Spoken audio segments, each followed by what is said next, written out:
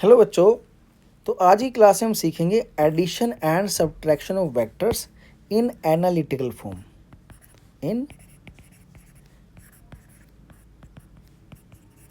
Analytical form. Analytical form क्या होती है कि अगर कोई वेक्टर उसके कंपोनेंट की फॉर्म में दिया हुआ है, जैसे कि ए x I plus a Y into J plus A Z into k cap, इस एनालिटिकल फॉर्म में दिया हुआ है, और दूसरा वेक्टर भी हमें एनालिटिकल फॉर्म में दिया हुआ है, जैसे कि वेक्टर बी हमें ऐसे दिया है b x into i cap plus b y into j cap plus b z into k cap. इनको अगर हमें जोड़ना है, मान लो ए प्लस बी वेक्टर मुझे फाइंड करना है, तो इसको करने का बड़ा सिंपल सा तरीका है। जो आई कंपोनेंट है, एक्स कंपोनेंट, उनको ऐड कर दो, जो वाई कंपोनेंट है उनको अलग से ऐड कर दो, और जो जेड कंपोनेंट है उनको अलग से ऐड कर दो। भाई आई जे के क्या है? आई हमारा यूनिट वेक्टर है, डायरेक्शन बता रहा है एक्स की। जे हमारा यूनिट वेक्टर है, वाई एक्स की डायरेक्शन बता रहा है। के हमारा यूनिट वेक्टर है, जेड एक्स की डायरेक्शन बता रहा है। अब ए प्लस बी करूँगा तो एक्स एक्स कंपोनेंट आपस में ऐड कर दो, ए एक्स प्लस बी एक्स कर दो, और किस डायरेक्शन में? आई डायरेक्शन में, तो आई लिख दो, plus a y and plus b y को ऐड कर दो, क्या आ गया जी? जी डायरेक्शन लिख दो जी, plus A Z in plus b Z को ऐड कर दो, और क्या डायरेक्शन लिख दो? की डायरेक्शन लिख दो जी। इस तरह से एडिशन होता है, और इसी तरह से सब्ट्रैक्शन भी होता है। मान लो अगर मुझे ए प्लस बी के बजाय ए माइनस बी फाइंड करना है, मान लो ए माइनस बी मुझे फाइंड करना है, तो क्या करूँगा मैं? ए एक्स से, अब क्योंकि हम ए वेक्टर से बी को माइनस कर रहे हैं, तो जो बी के कंपोनेंट हैं उन्हीं को माइनस कर देंगे। तो ए के कंपोनेंट से ए एक्स माइनस बी एक्स कर दो, और किस डायरेक्शन में? आई डायरेक्शन में, plus a Y minus B Y कर दो, और किस डायरेक्शन में है जी? जे डायरेक्शन में, यानी कि वाई डायरेक्शन में है, प्लस ए जेड माइनस बी जेड कर दो, किस डायरेक्शन में? की डायरेक्शन में है। इस तरह से इनको सब्ट्रैक्ट कर देते हैं। अब एक एग्जांपल के थ्रू उसको सीख लेते हैं। मान लो आप इसको नोट कर सकते हो, वीडियो को पॉज करके क्वेश्चन देख लेते हैं। मान लो कि क्वेश्चन ऐसा है, ए वेक्टर हमें गिवन है 3i प्लस 4j माइनस के 7k, और बी वेक्टर हमें गिवन है 4i माइनस 3j प्लस के।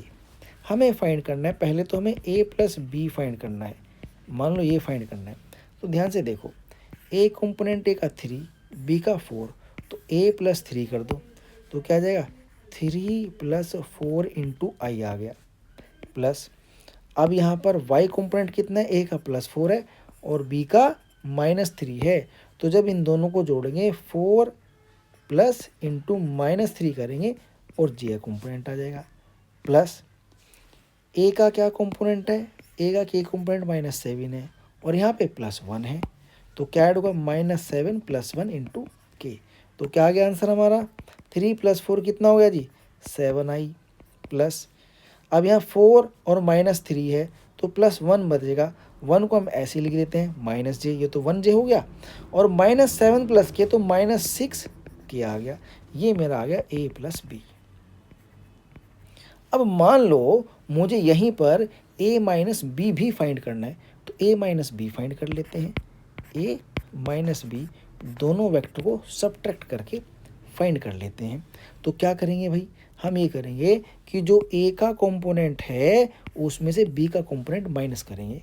तो सबसे पहले तो आ जाएगा 3 माइनस 4 इंटू आई। क्यों?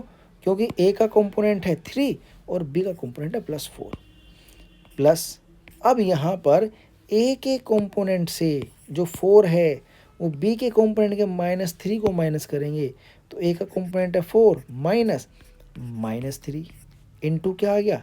इंटू j आ गया जी, प्लस अब यहाँ पर जो a का कंपोनेंट है माइनस 7, तो माइनस 7 से हम माइनस करेंगे किसको? प्लस 1 को, माइनस प्लस 1 और के आ जाएगा।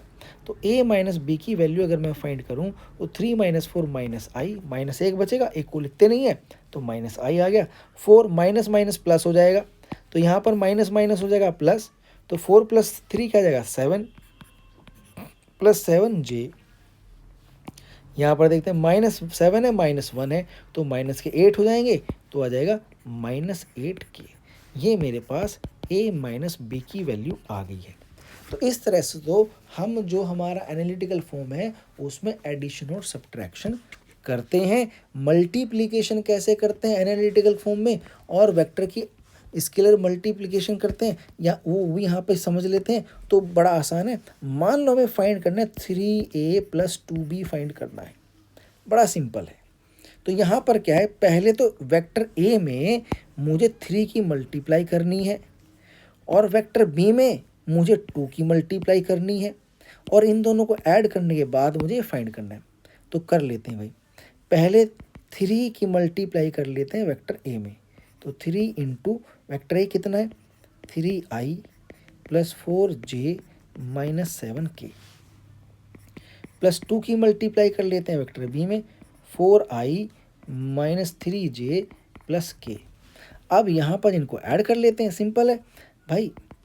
यहाँ पर देखो 3 3 = 9, तो यहाँ पर आ गए 9i, 2 2 = 4, यहाँ पर आ गए 8i, तो 9 + 8 कितने हुए 17, तो 17i आ गया। प्लस फिर देखो 3 4 = 12j, 12j आ गई, और 2 3 = -6j, तो प्लस के 12 है माइनस के 6 हैं, तो प्लस के 6 रह जाएंगे कि नहीं रह जाएंगे, तो प्लस के हमारे 6j रह गई। आगे देखते हैं 3 की मल्टीप्लाई 7 में करते हैं, तो -21k आ गई।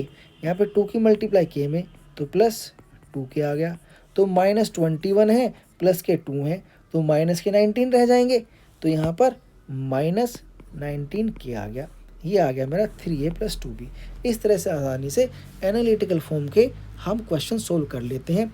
आगे हम नेक्स्ट वीडियो में मल्टीप्लिकेशन ऑफ वेक्टर सीखेंगे, वेक्टर प्रोडक्ट और स्केलर प्रोडक्ट, और उसके बाद हमारा चैप्टर फिनिश हो जाएगा। फिर आगे हम अपना मोशन इन अ प्लेन के जो क्वेश्चन है डायरेक्टली शो करेंगे।